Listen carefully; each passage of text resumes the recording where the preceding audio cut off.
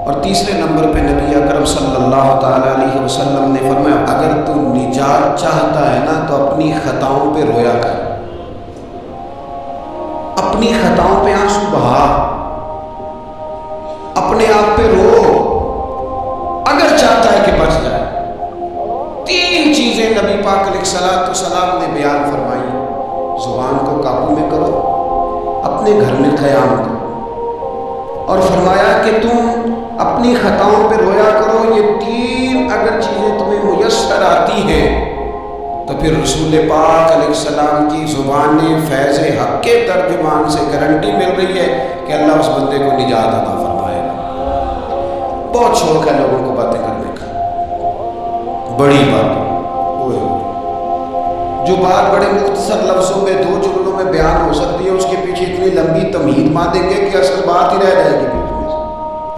گفتگو، بات، بولنا، یعنی بات ہو رہی ہے، گفتگو ہو رہی ہے تو لوگوں کے بیچ اور کوئی دانا آدمی بات کر رہا ہے تو فٹافٹ مداخلت کریں گے اور جملہ پھینکیں گے، کہیں گے قطع کلامی معاف، اور اپنی بات شروع کر دیں گے۔ تو میں کئیوں کو روک کے کہتا ہوں کہ پہلے آپ پوچھ تو لیں ہم نے معاف کیا بھی ہے کہ نہیں۔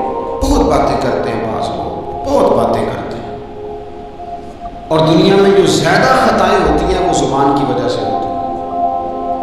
عملاً کوئی کسی کو کیا تکلیف دے گا، ہاتھ کوئی کسی پہ کیا اٹھائے گا، لیکن لفظوں کے تیر، جملوں کے ترش لہجے اور زبان کی کڑواہٹ، حضرت عثمان غنی رضی اللہ تعالیٰ عنہ فرمایا کرتے تھے کہ زبان تو روح کو گھائل کر جاتی ہے، بندے کو اندر سے توڑ کے رکھ دیتی ہے یہ زبان۔ بہت سارے لوگ تھے، انہوں نے بہت سارے جملے زندگی میں بولے، میں یقین سے کہتا ہوں کہ انہیں بھی پچھتاوا ہوا کہ یار مجھے یہ والا لفظ نہیں کہنا چاہیے تھا، لیکن کاش یہ بعد میں پچھتانے سے پہلے آپ سوچ لیتے۔ اور بہت سارے لوگ ایسے ہیں جو مجھے پتہ ہے جو وہ کہہ رہے ہیں وہ معافی ضمیر ان کا نہیں ہے، وہ ان کے خیالات نہیں ہوتے، لیکن وہ کہہ دیے انہوں نے، اور کہنے کے بعد اندازہ ہوا کہ یہ ہمیں کہنا نہیں چاہیے تھا۔ دوسرا ارشاد فرمایا کہ تو اس طرح کر، اپنے گھر کو نہ لازم پکڑ لے، تیرا گھر تیرے لیے بہتر ہے، تیرا گھر تیرے لیے کفایت کرنے والا۔ شریعت اسلامیہ میں نا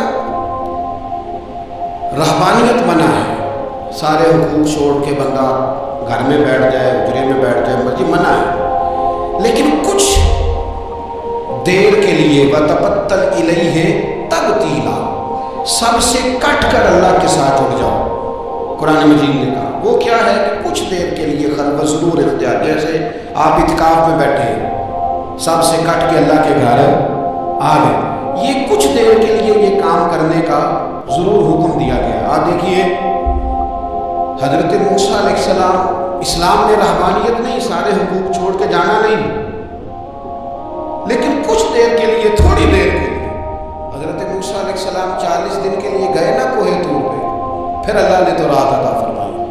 وَإِذْ وَعَدْنَا مُوسَىٰ 40 لَيْلَةً، ہم نے موسیٰ علیہ السلام سے 40 راتوں کا وعدہ لیا۔ نبی پاک علیہ السلام کتنے کتنے دن جا کے پہلے غار حرا میں بیٹھے، پھر اللہ تعالیٰ نے وحی عطا فرمائی۔ تو کچھ اپنے گھر میں وقت گزارے، عبادت میں وقت گزارے، اللہ کی یاد میں وقت گزارے، سارا وقت گھومنے میں پھرنے میں ضائع نہ کر دیں۔ کچھ لوگ ایسے عبادت کے لیے بٹھاؤ تو تھکے ہوئے ہیں، اور ان سے کو کہیں جانا ہے تو وہ تیار بیٹھے ہیں، تو کچھ اوقات اپنے اس پر بھی لگائیں۔ اور تیسری بات جو ارشاد فرمائی گئی وہ یہ ہے کہ اپنی خطاؤں پہ رویا جائے۔ ہم نہ بڑا تبصرہ کرتے ہیں، بڑا رونا آتا ہے کسی کی مظلومیت پر، کسی کے دکھ پر، ملکی حالات پر، لوگوں پر، اچھی بات ہے، لیکن نجات کے لیے ضروری ہے کہ انسان اپنی خطاؤں پر بھی روئے۔ اور نبی اکرم صلی اللہ تعالیٰ علیہ وسلم نے فرمایا کہ اگر تمہیں اللہ کے خوف سے آنکھ سے اتنا قطرہ بھی نصیب ہو گیا جتنا مکھی اور مچھر کا پر ہوتا ہے، تو اللہ تبارک و تعالیٰ اتنا بھی تمہاری آنکھ سے آنسو نکل گیا تو جس طرح بھینس کے تھنوں سے نکلا ہوا دودھ دوبارہ تھنوں میں نہیں جاتا، تم بھی دوزخ میں نہیں جاؤ گے۔ اور دو آنکھیں اللہ کو بڑی پیاری ہیں۔ یا رسول اللہ کون سی؟ فرمایا کہ جو رب کی رضا کے لیے پہرا دیتی ہے، اور ایک آنکھ جو اللہ کے خوف میں آنسو بہاتی ہے۔ یہ دو آنکھیں اللہ کو بڑی پیاری ہیں۔ تو اس لیے یہ 3 باتیں آپ نے نہیں بھولنی۔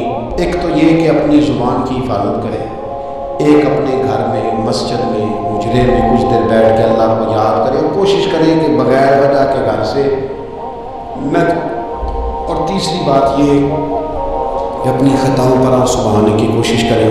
اللہ تعالی ہم سب کو سمجھنے کی توفیق عطا فرمائے۔